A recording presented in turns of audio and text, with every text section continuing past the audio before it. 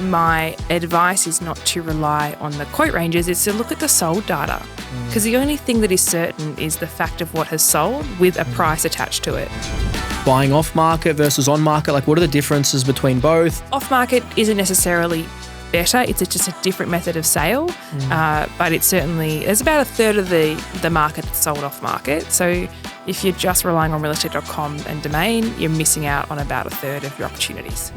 Biggest mistakes that you've seen buyers make? Buyers buying not for themselves. It's also the difference between probably $100,000 in some pockets of Melbourne. And so I think that's a massive mistake to assume you need an extra room for something that gets use a handful of days a year, and you're paying for that in the purchase price. Where would you see in Melbourne like the most value for money at this point? There's a lot of value in the southeast in Glen Huntly, and Carnegie's gone a bit too high, but Murrumbeena. Okay. And then on the north side, I would say Coburg North, Pascoe, Glenroy area. Today I'm here with Emily Wallace. Emily, actually I heard of you about 6 or 7 years ago, and coincidentally both my neighbours when I lived in Kew, an old mental asylum, which we'll get into. You actually sold both their houses randomly enough. So that's how I came about yourself. Yeah, there you go. Small world, hey? Yeah, crazy. So great to be having a chat today, and thanks for coming on. Yeah, thanks for having me. I'm excited. Yeah, it's cool. So I guess like we'll get straight into it. Like how long have you been in property? Because you seem quite young. Yeah, for sure. So I started the business at 25, which is 6 years ago. Yeah. And I guess I've been surrounded by property prior to that, just through family and things like that. But in terms of actually getting into the industry, I started my own business and entered the industry all in one in 2018. Amazing. And basically what you've done, like has it all been Melbourne focused through and through or? Yes, absolutely. So just owner-occupied properties in specific pockets of Melbourne. Cool. But yeah, we haven't bought outside of Melbourne. Okay. And I guess why is that? Like you just love Melbourne that much, or like you've got other states that are also arguably decent as well? Like yeah, so I do love Melbourne and I know Melbourne really well now. I'm actually originally from Tassie, and it took me a while to learn Melbourne. Cool. But I feel like I've got a good handle on it, and the team has a really good handle on it. Nice. And the connections are great with the agents. Definitely. But because we buy properties that people live in, it's very hard to, apart from expanding the team, obviously, to be buying in, Perth, Brisbane, Adelaide, all that sort of thing. Bit different with investment. Yeah, I suppose like Melbourne, I guess, and all the good things about Melbourne too, like, I mean, we could just go on. Like, oh, yeah. I mean, I think Melbourne's the best city in the whole country. Yeah, I think it's such a livable city. And sort of, looking at a centre point of Melbourne CBD, you go an hour in any which direction and you're different worlds, like down to Torquay, down to Phillip Island, up to the Dandenongs. Like there's so much to do beyond just living in Melbourne City. So yeah, I think it's quite unique in that regard. And I also think it's, even though people complain about traffic, Punt Road's probably the killer, but outside of that, like I actually think it's very easy to get around in comparison to other states. Like the infrastructure's there. For sure. I believe our traffic is far better than Sydney's. I mean, I've driven absolutely. in Sydney. The CBD is a nightmare. Yeah, 100%. Absolutely. I think Melbourne has got such good value proposition and like it's incredible. I think like what you get for your money in Melbourne at this point compared to a lot of the other states, it's quite phenomenal, I think. Yeah, definitely. I think the key difference between Sydney and Melbourne, Sydney has a lot more property that has a view. So because it's so hilly and, you've got the harbour, you've got the bridge, like you've got aspect to look out onto. Melbourne's so flat that unless you're on the coastline, you don't really have a view, or unless you're elevated, of course. But the average house doesn't really have a view as such. It's more about having a yard and a good school zone and a good neighbourhood. Yeah, definitely. And I suppose I guess the other thing is the weather. But I mean, we've had a pretty good winter at this point, haven't we? It hasn't been too bad. Yeah, not too bad. Yeah. It's awesome. Can escape it for a little bit. Yeah, definitely. And for you, like, why property? Like, when you were coming up, like when you were young, like, were you sort of always into it, or? Yeah, so we used to look at the real estate guide, the paper real estate guide that came in our local newspaper, and my dad still is to this day quite a heavy investor, but also had been at the time, and we had an investment property not far from home that we'd often drive past to check, and a couple dotted around Australia, but really I was about 23 when I bought my first investment property. Nice.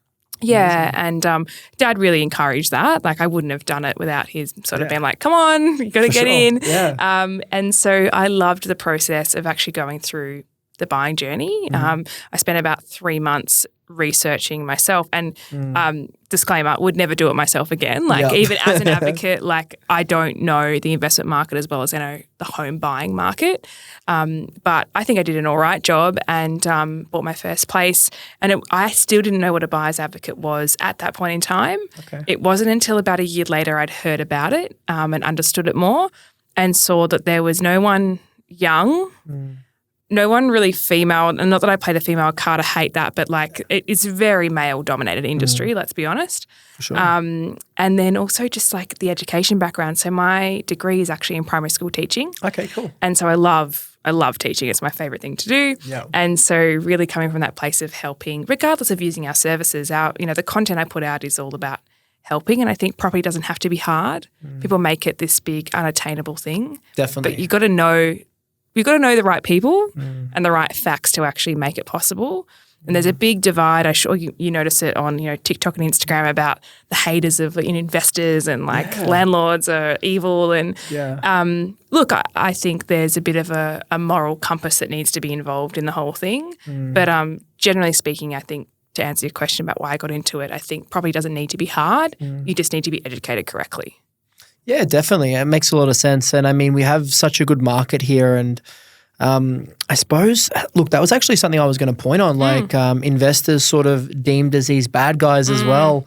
I get a lot of it actually. I get a lot of people like, you're helping people build portfolios. Property should not be like an asset class and that sort of thing. So it's very interesting actually. I'm like, It's a moral debate. And I didn't think of it like, so I own a couple of because I like to keep my mind open, to be honest. Yeah, of course. And different people have different points of views based on what their beliefs are, how they were raised, all these things.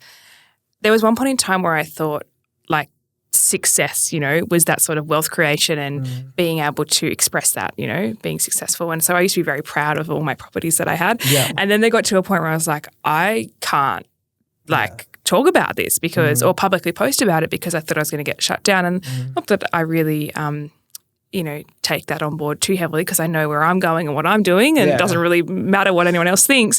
Definitely. But it's a tricky space to play in when people do have a very negative view of investment and that it should be a right to own a house and, you shouldn't be profiting off, basic needs. Definitely. And people have went pretty viral about saying the big things. Like remember Tim Gurner said that thing about avocado toast. Yeah, he's known for that. Yeah, exactly. Funnily enough, just a side note, I went through his development yesterday, the beach house one on St Kilda Road that he's done, which is purely rentals, right? Which is so interesting that he has made a development that's all rentals.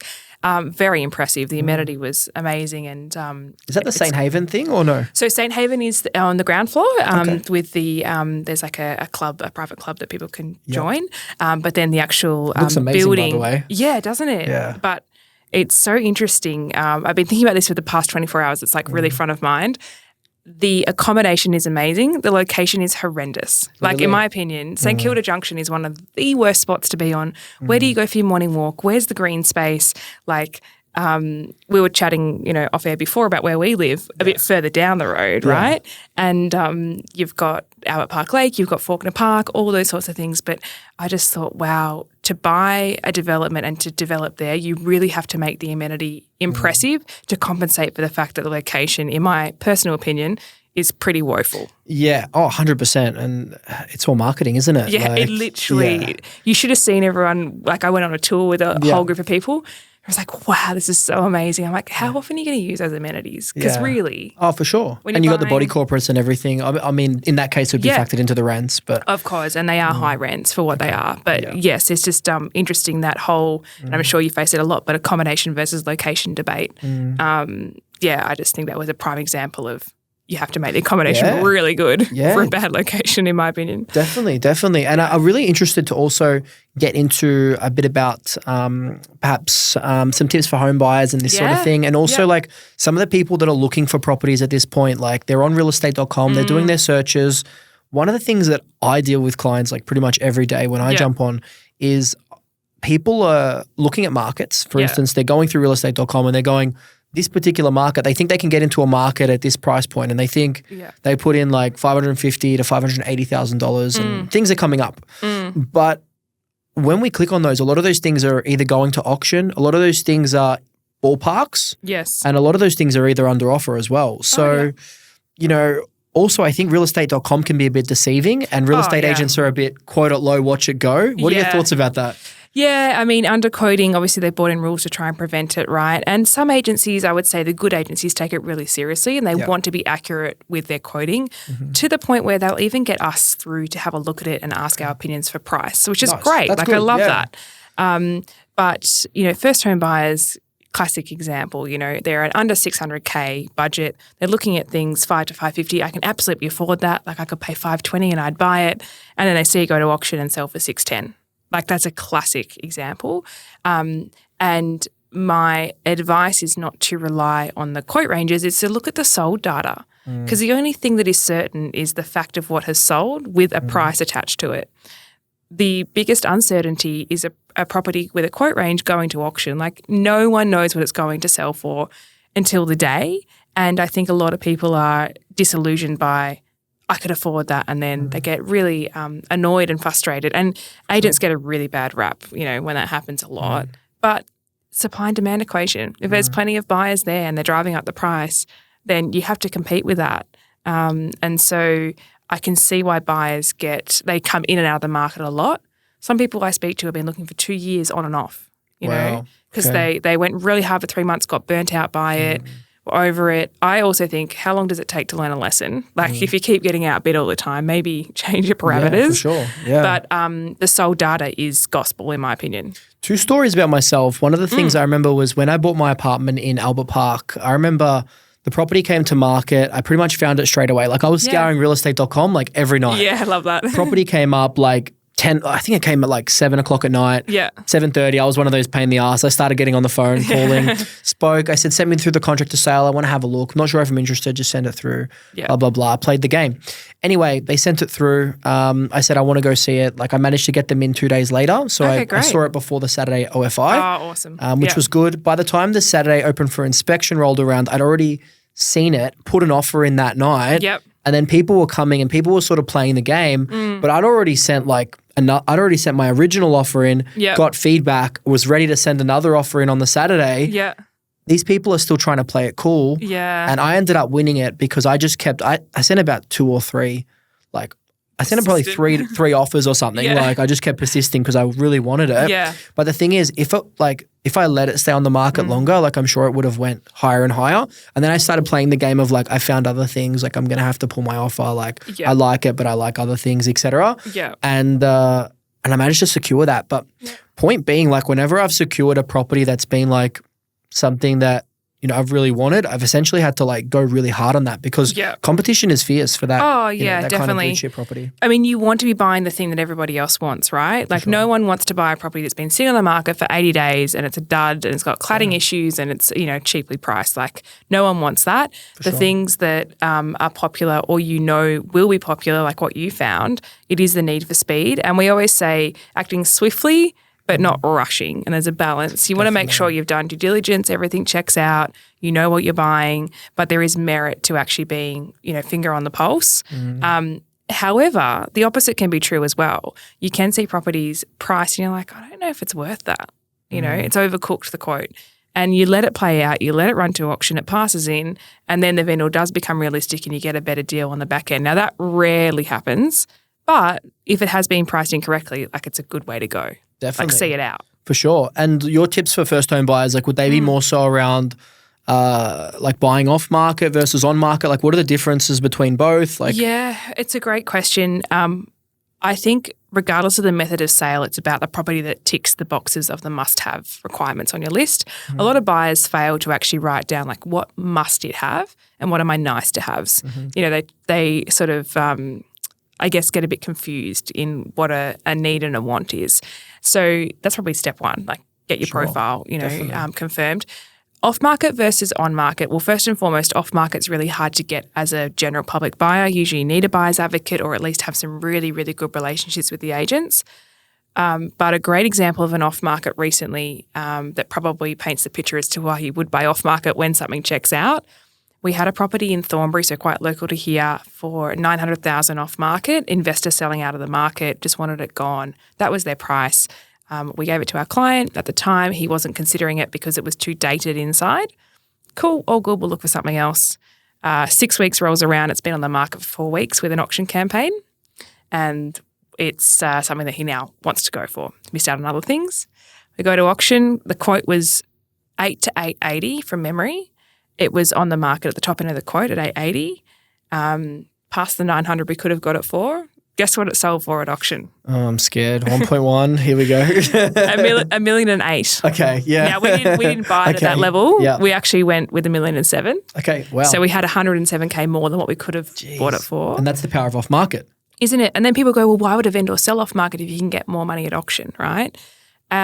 Not every vendor wants their day in the sun. Not every vendor wants the stress of an auction or the anxiety of people maybe not showing up. And some investors, like this particular one, happy to sell at a price because it makes sense and they just want to move on. Definitely. They've got other things, opportunity cost as well. Like yes. Especially if you've got a few assets, I'll let go of that one because I know I've got some other things going on. So it doesn't always work out that way, but that's definitely a great example as to, potentially $108K saving if we had been ready to make a move on that property at the time. So off-market isn't necessarily better. It's just a different method of sale, but it's certainly, there's about a third of the market that's sold off-market. So if you're just relying on realestate.com and Domain, you're missing out on about a third of your opportunities. Yeah, absolutely. And I'm also interested about like the future of property. Like there's a lot of companies coming into the market that are trying to do things differently. Like I see these companies and they're sort of trying to like have people DIY, being property consultants and buyers advocates and this sort of thing. That's part of my question. And then the other part of it is, do you think home buying is becoming more unaffordable and more unattainable, or do you think that's a bit of a myth as well? Great question. I think home buying is circling back around, but not in the way that we traditionally know it. So a lot of home buyers, when you picture a home buyer, probably something that has a land component, a yard, maybe more suburban sort of look and feel. What I'm finding personally is more first-home buyers wanting to buy good apartments. And when I say good, I mean boutique blocks, older style, low-body corporate, in an affluent suburb, your Armidales, Parans, Richmond, that sort of area. Now, the reason that's coming about is because the rents are increasing so much that most of my phone calls at the moment are, well, I've translated my rent into what a mortgage would be plus my outgoings, and I'm really like, $50 a week difference or $100 a week. It's kind of makes sense for me to own. Sure. So that's unexpected, to be honest with you, the way that rates were going. I was like, well, if rates are going up higher, people can't afford as much money. But actually the rental increases are driving people to buy. So it's changing, but I don't think it's stopping.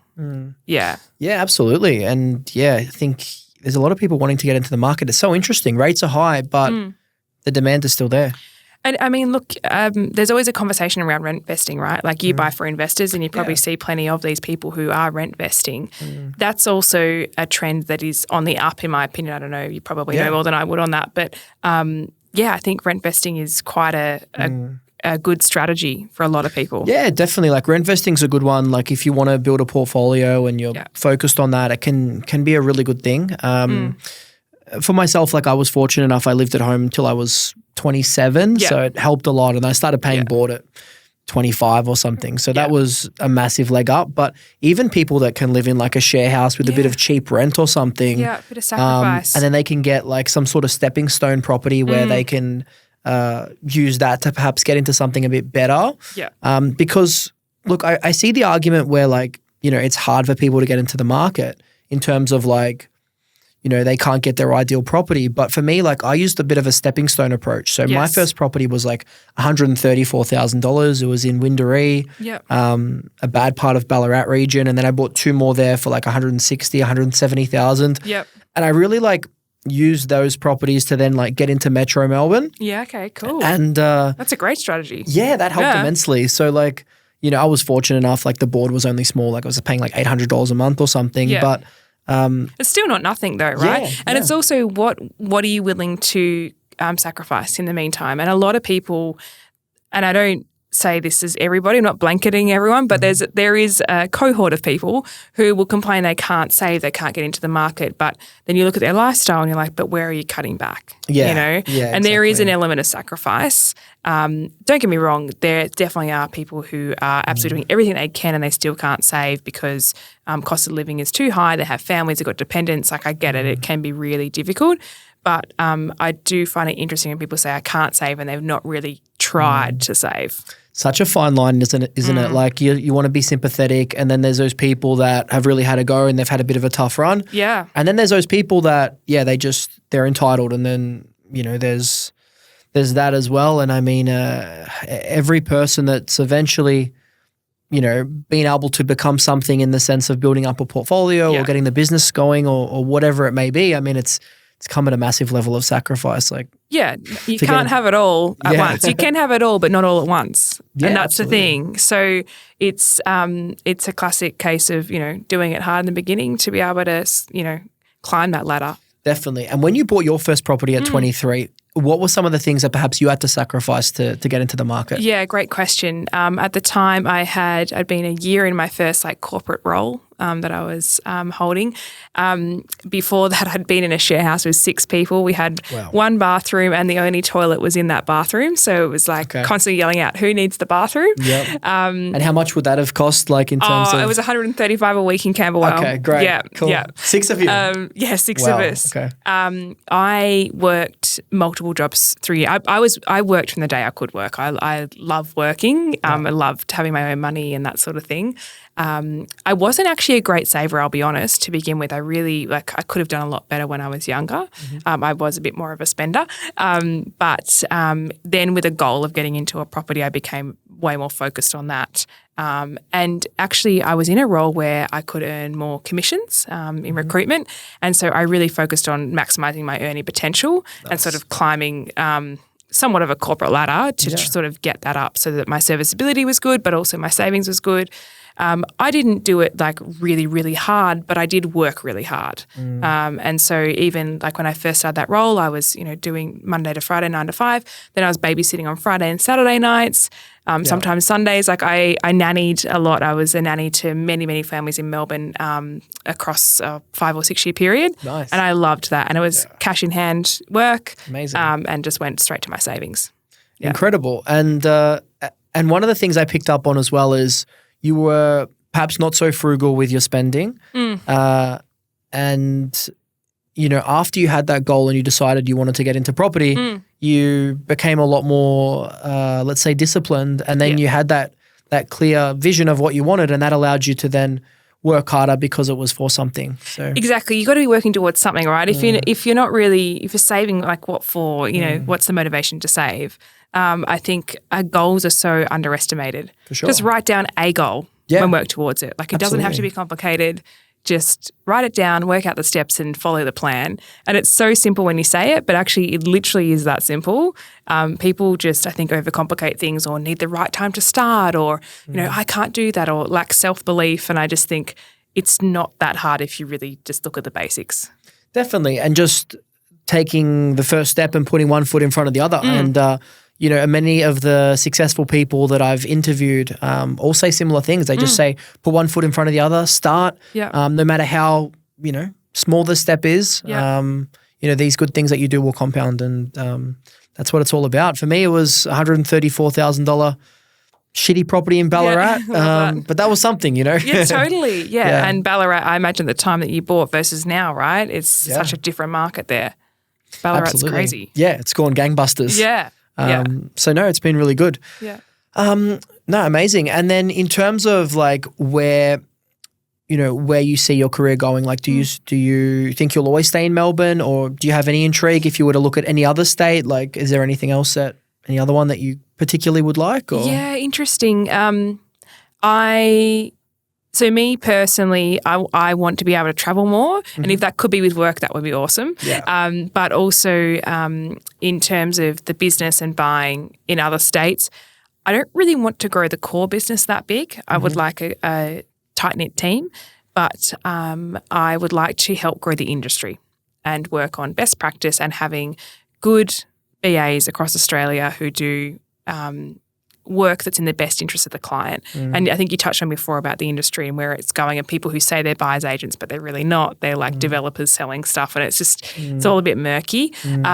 I think my career is probably more in trying to make change at an industry level, and there's no property's not a financial product as well. No, it's not.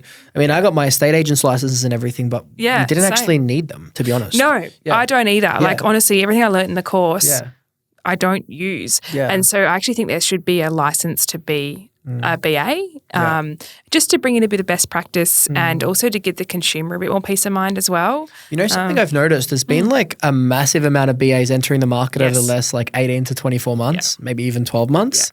It's almost like the, and I call it like the interior design sort of craze, like the person selling the shovels to like the people that are painting for gold and think they can just do a 6-week course and you know, just, you know, have the same level of ability that somebody that's been doing it for 10 years perhaps. You know, and you, I mean, I've heard about you for the better part of a decade, to be honest. So, I mean, how does that make you sort of feel? Has that affected you at all, or do you just focus on your own thing? I do have a very head down approach. Cool. I really don't, it's not that I don't care. It's more that I just know what I'm focused on.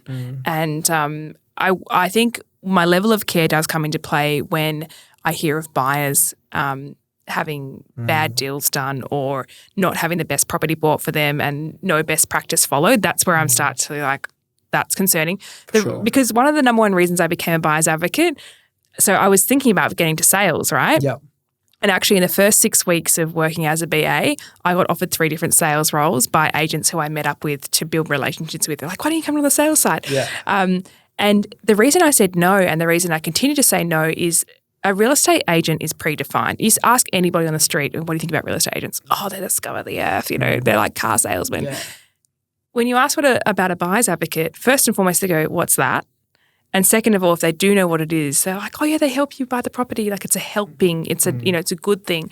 So I really don't want that to change. I want it to be seen, and it is, you definitely, know, helping. But if we're not careful, like that can slowly change too. So I'm guessing that's where you can kind of care because you want to be proud about your industry and your profession. Totally. And I think if I could have influence on that, that's actually a greater impact than just servicing my current clients because that impacts all clients who ever use a BA, you know? So that's kind of where my vision is at the moment, to sort of bring education, best practice, community around the BAs. What are some of the biggest mistakes that you've seen buyers make? Good question. You know, the one that always pops up like or sort of front of mind is buyers buying not for themselves. And what I mean by that is a lot of buyers will come with a brief and they're like, oh, we need a spare bedroom because, you know, we want people to be able to stay with us. It's like, how many days a year do people stay with you? Oh, maybe like, you know, 5 days over Christmas. Okay, cool. Have you heard of this thing called Airbnb? Because like, I just think it's so interesting that people base a brief of their purchase on the handful of days a year that someone might come for a dinner party or, you know, need an extra bedroom. I don't expect any of my friends to house me when I go to visit them. I'll stay in a hotel nearby or an Airbnb. And it's usually the difference between a 2-bedroom and a 3-bedroom. And it's also the difference between probably $100,000 in some pockets of Melbourne. And so I think that's a massive mistake to assume you need an extra room for something that gets used a handful of days a year and you're paying for that in the purchase price and potentially leveraging yourself too high with a mortgage. Definitely. And what about in terms of if somebody was to spend money on whether it like, would you rather a good kitchen, a good bathroom, a good living room? Like what would be in terms of value add and everything? I think the biggest value add is floor plan flow, so the functionality of the space. Look and feel can be done not cheap, but you know, you don't need to overcapitalize on the fixtures and fittings of a property. I think it's more about how functional is the space because I've seen amazing renovations with a woeful floor plan and they sit on the market for way too long because they're not practical. So I think the general population, yes, they'll look at something that looks nice and feels nice, but if it's not functional, i.e. not a designated dining space or kitchen's too disconnected from the living or the bedrooms come off the kitchen, for example, like things like that, actually, it doesn't matter how nice it looks. If it doesn't function, it doesn't work. So for me, if I was spending money on a property, it would just always be about functionality, not about the look and feel. And how price focused would you say you are in terms of like value for money versus price? And when would you jump up a category? In terms of like valuing a property, or like say like you've got clients that perhaps are a bit open to 3-bedroom or a 4-bedroom. Oh, sure. You know, what would you be recommending? Like, would you help them sort of guide on that? And are you sort of more price focused or more like helping them? Would you say like future proofing it? Like, what do you? Yeah, because for a lot of people, right, it's the difference between a 5 to 7 year plan or a 10 to 15 year plan. Yeah, exactly. Yeah, so if it's and thinking about buying and selling costs, you know, for the sake of an extra 50 or 100K to get you into the 10 to 15 year plan in the right area. If there's capacity to do so, then often we will try and find the right property in that category because we want to minimise their turnover of that property that they're buying. But for some people, it's interesting. They want to buy not the true suburban lifestyle. They want to be kind of middle ring, inner ring of the city, and therefore they have to compromise on the accommodation, knowing that the location will carry the value of that property. So it's a real balance between those two parameters before we start thinking about, okay, let's put you out in the suburbs 5 years ahead of your time.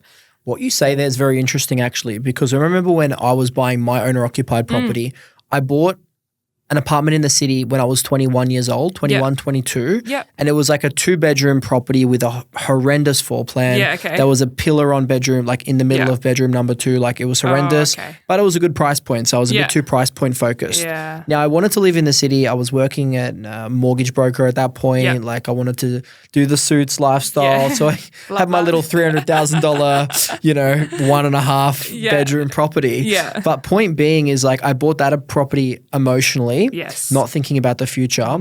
Then I decided that I wanted to get a better property and move into the burbs a little bit more. Ended up buying another property as a PPR. Yeah, okay. Had that property, liked that for 2 or 3 years. Yep. Then got a property, get at my office in Queens Road near Albert Park. Realized the commute was too long. So my PPR number 2 that I bought, I no longer wanted to live there either. Yeah. Then decided I wanted to live by the beach. And then now on property number 4, I'm in Albert Park finally, and I think I'll settle there and I'm happy. So that's where if you're not thinking about like what you're purchasing and you're not really future-proofing it, you can make some big mistakes. And that's where like I found people rent vesting, figuring out what they want to do, and then having that flexibility has been a lot better for them. If you had your time again, would you have rented to trial those areas, do you think? Or yeah, absolutely. I don't believe in regrets, but yeah, I guess I wouldn't have this story to tell. Yeah. But yeah, in hindsight, I'd rather have the few $100,000. Yeah, because it's a lot it's a lot to buy and sell in a short period of time. And if I bought and sold every time I moved, I'd be so far behind. I've lived in 29 addresses in 31 years. Wow. So I've moved around a lot by choice. I love moving. I love trying new areas. Yep. But I'm also getting more and more certain on where I'd want to buy. But there's no way I could have known that unless I'd lived everywhere else. 100%. Yeah. But also renting's not for everybody. There is a bit of uncertainty with it, a bit of, I guess, limitation with it. For sure. But it depends on your risk level. Definitely. But the laws with renters now, like so rent vesting is like probably starting to get more appealing as well because it's quite difficult to kick them out. I mean, tenants have got a lot of rights. You've got minimum rental standards coming in. Like tenants are getting a lot more protected. So people can be a lot more secure perhaps knowing that they might actually have a rental for the long term. In the meantime, they can look at building a portfolio. Yeah, for sure. It's never been a better time to be a tenant in terms of what is in your favour in the legislation. Yeah. Definitely. And Vic's very tenant favour heavy. Oh, yeah. As opposed to some of the other states, I'd say. It's funny being a landlord and a tenant in the same state. I'm like, I can see both sides. Yeah, definitely. And I definitely think that I'm better off being a tenant. Absolutely. Yeah, I remember actually some of my family members, like my mom and her partner and stuff, like they rent and I'm always like helping them out with things. But they definitely, it's cool to see both sides, I'd say. And it's good because you should have compassion for both sides. You shouldn't be too heavy, one way or another, I'd say. That's cool. Love it. And in terms of, I suppose, where you want to go, where you want to bring the agency, I understand like you want to, you kind of want to keep it tight-knit team, like keep everybody like close. Yeah. So, you know, are you thinking like, I know you just recently moved offices. So are you planning on staying there for quite a while, or you'll? I think so. So we're lucky it's serviced offices where we are, and so we can just grow to a bigger office within the space if we do grow. We've got a team of 4 of us at the moment, plus a VA as well, so there's kind of 5. And we will probably hire 2 more people. I think that'll be it. Yeah, cool. So Harry and Sam are their own little team, and I've got Gabby, my assistant, that I want one more team, so a BA and an agent liaison, and then I think I'm done for Melbourne, and then I'll focus more on trying to impact the industry through, you know, an association or something of that realm to, have a more of a BA focus rather than a client focus. Definitely. And in relation to clients themselves, like would you say like some of the biggest mistakes that you've seen people make, like an actual story perhaps, like for some people, like no names or anything, but not so much them coming to us and having to fix a mistake, because a lot of them are buying for the first time. But I do recall someone who we had helped purchase in a Bayside suburb of Melbourne, and at the time they were really trying to get into a closer suburb, like around sort of St Kilda, Elstonwick area. But they also wanted space. They had kids. And so they landed further down Bayside near Blackrock. Okay. And anyway, long story short, I reached out as like a general, I think it was like a 12-month marker or maybe 18-month marker to catch up and just like, how's everything going with the property? And they were like, oh, we've moved. I'm like, what? What do you mean you've moved?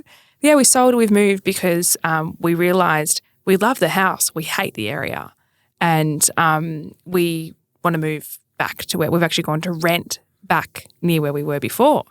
And I like my heart dropped. I'm like, oh my gosh, like I thought you loved it, you know, and I've helped you buy it. But the one thing you can't do as an advocate is dictate an area that someone might like. It's personal preference. I can buy the best possible house for you. You have to spend time in that area. So I'd say the mistake, I mean, that's one particular client, but the mistake buyers in general can make is not actually knowing the area they're buying into, and they get drawn in, and kind of back to the Gurner development, right? Like the place looked amazing. The area is woeful. And I just don't think people see that enough. They need to actually go and do your groceries one Sunday there. Go and have a coffee, do a dinner, like spend time in the area, because the area is not going to change, not rapidly. Yeah. You know, your house can be amazing, but a lot of people don't spend that much time in their house. They're usually out for a walk with the dog or the kids into the park and to school. So go and spend time in the area, get to know it.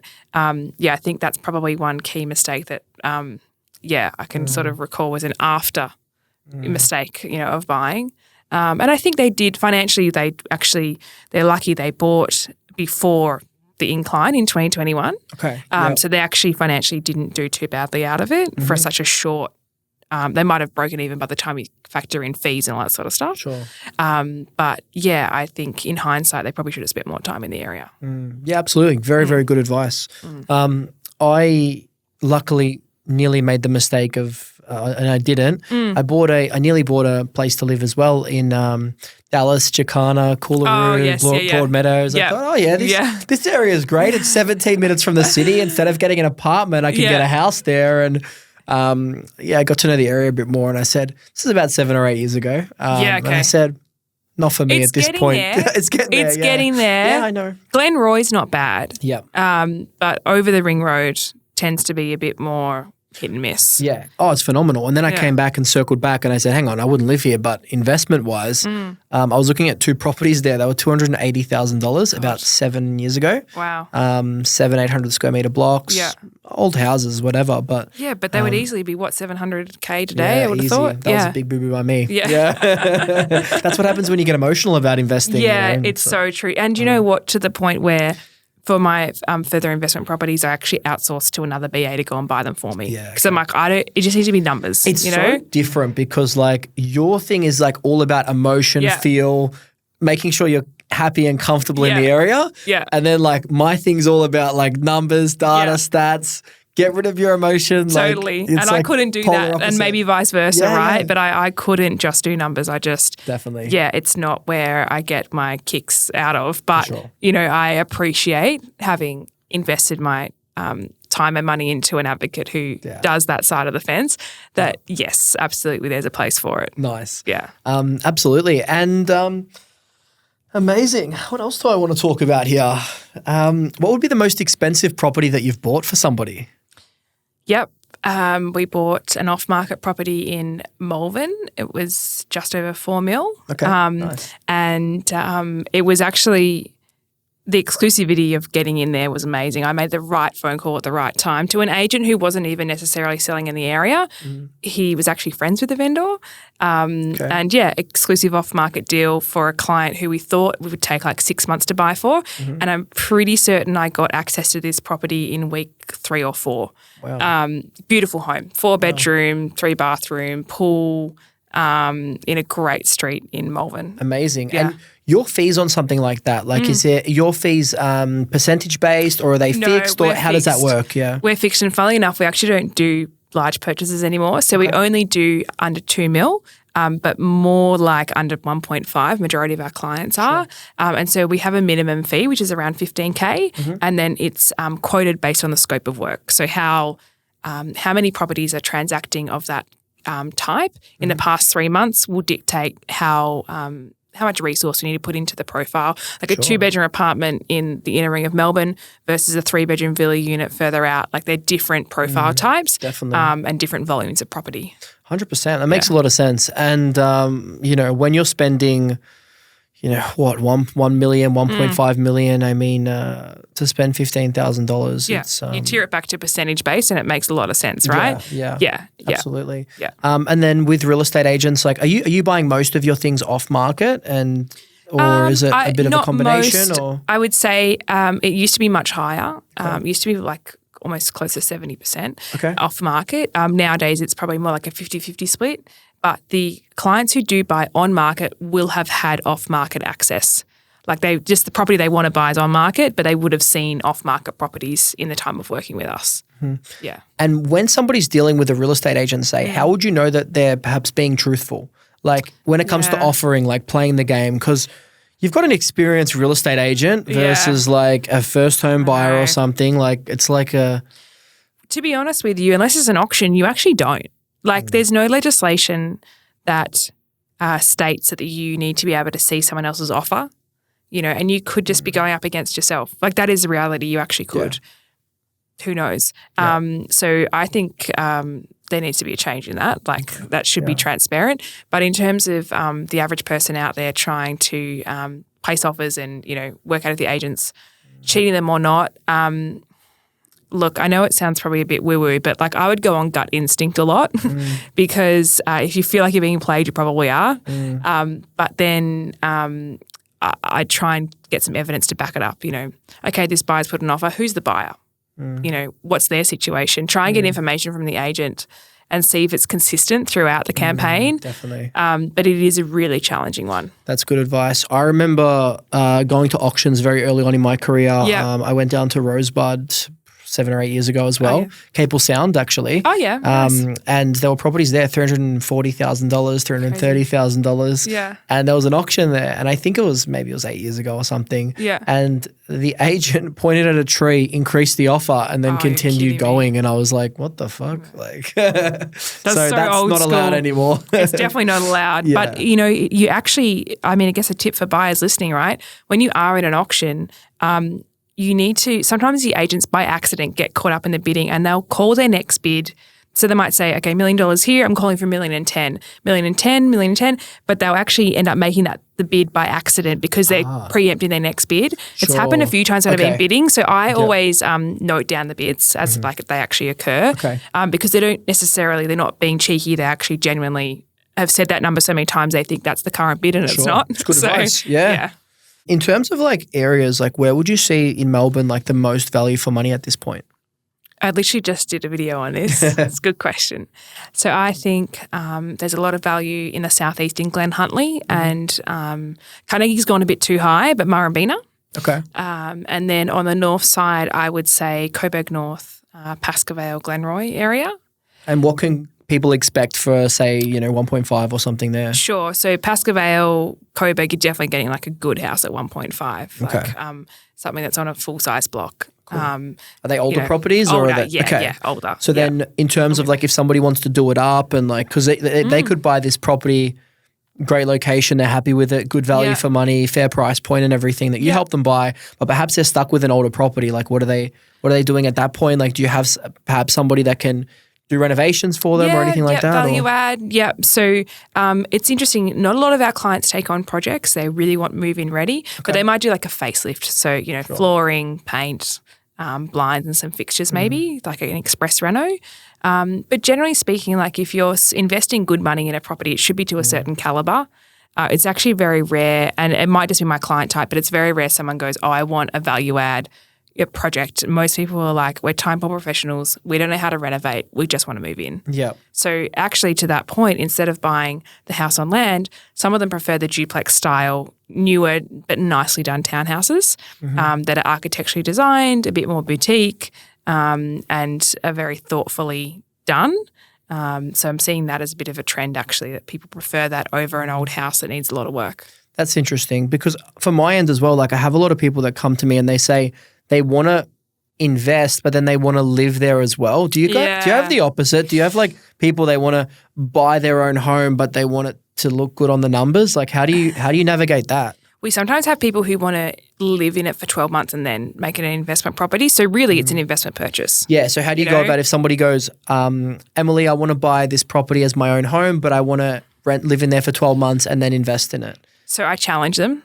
Why do you want to live 12 months? And usually it's, first home buyer grant, have to live there for 12 months. Okay, cool. So are you picking the best investment property or are you picking a property that you can tolerate for 12 months so you can get your $10,000 or whatever it might be?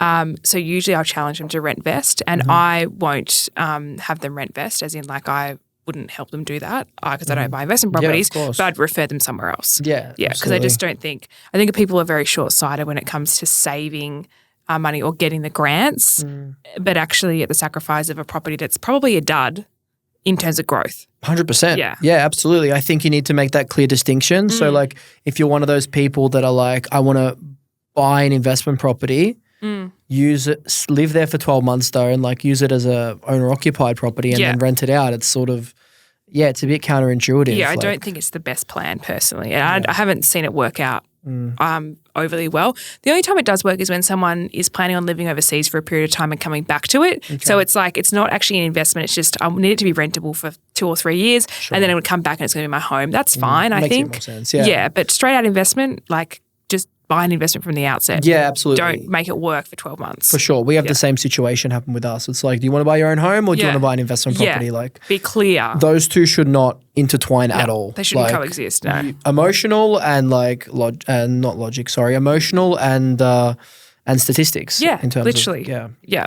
It's been so much fun today. Is there anything else you want to cover that you think might be good? I think more generally for buyers, like you can never know enough. You can never be educated enough, but just be careful where you get education from. So there's a lot of things out on the internet and people get confused, right? Probably try and find 1 or 2 sources of truth, and it probably shouldn't be mum and dad who bought 20 years ago and own one property. Just be careful who you get advice from and make sure that, you're educated to a point that you actually feel you know what you're doing in your decision, not just like, oh, that sounds about right. Like be confident in the information you have to make a well-informed decision when you're buying. Definitely. And when it comes to like potentially an analysis paralysis situation, like I know you've had some clients in the past that didn't necessarily work with you earlier, but they got burnt. Yes. Through, trying to buy 2 years ago, having 3 months, their offers are too low or whatever it is. What's your advice for those people perhaps? Like, are they analysis paralysis? They need to be more aggressive? Like, what should they be doing? It's a really hard one, and I struggle with it because it's not how I would go. Like, so I think there's so much merit in being decisive, and I wouldn't actually go and start looking for a property until you're sure that's what you want to do. Like that in itself is one thing. A lot of people, the barrier is actually buying with partners. I've seen that a lot where it's like, oh, like we've only been together a year and we're going to buy together and we're not sure if it's going to work out. And I just think that's such a really tricky way to type a relationship, and a lot of people do that. For sure. But look, I think more generally, like be very decisive on what it is that you want. And if you're continually seeing properties sell that you thought were going to be in budget and they're not, something needs to change. Like it's not just coincidental that it keeps happening. Absolutely. Like, yeah. So a bit of self-reflection is what I would say. Yeah, absolutely. Emily, amazing advice today. Thank you for taking the time. It was great to catch up with you, and hopefully the viewers at home got some value. Yeah, thanks for having me. I appreciate it. You're welcome.